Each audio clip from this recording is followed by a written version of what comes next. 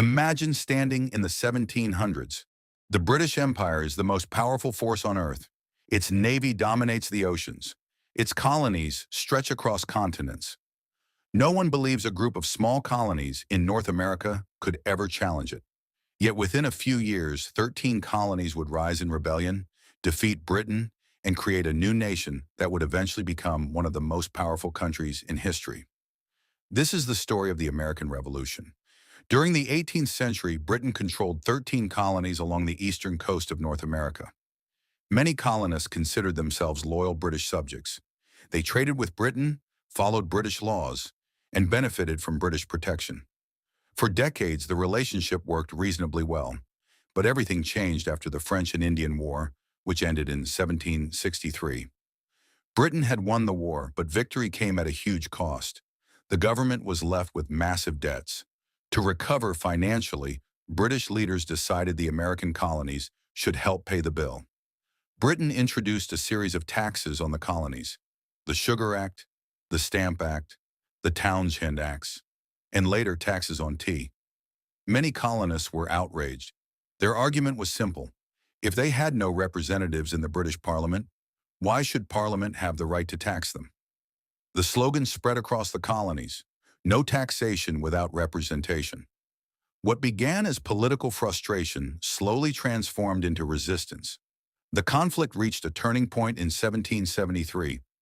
Britain granted special privileges to the East India Company and continued taxing tea. In Boston, angry colonists decided to act. One night, men disguised themselves and boarded British ships. They dumped 342 chests of tea into Boston Harbor. The event became known as the Boston Tea Party. Britain responded harshly.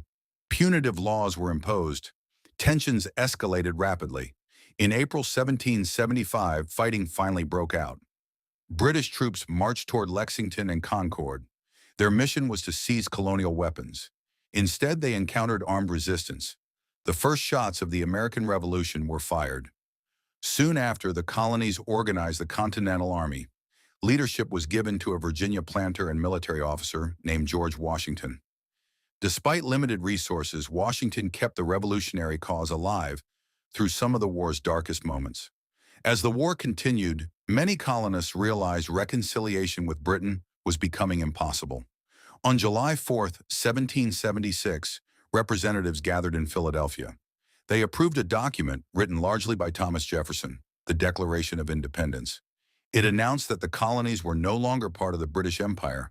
Instead, they were now free and independent states. The revolution was no longer a protest. It had become a fight for national independence. The war was far from over. Britain remained a formidable military power, but the Americans gained a crucial ally: France. French money, soldiers, weapons, and naval support dramatically strengthened the revolutionary cause. The decisive moment came in 1781. At Yorktown, Virginia, British General Cornwallis found himself trapped. American and French forces surrounded his army. Escape was impossible. Cornwallis surrendered. 2 years later, the Treaty of Paris officially ended the war. Britain recognized the independence of the United States. Against all odds, 13 colonies had defeated the world's most powerful empire. A new nation had been born. But the revolution's impact reached far beyond America. It inspired future democratic movements and revolutions around the world. Its ideas about liberty, rights, and self-government continue to influence societies today.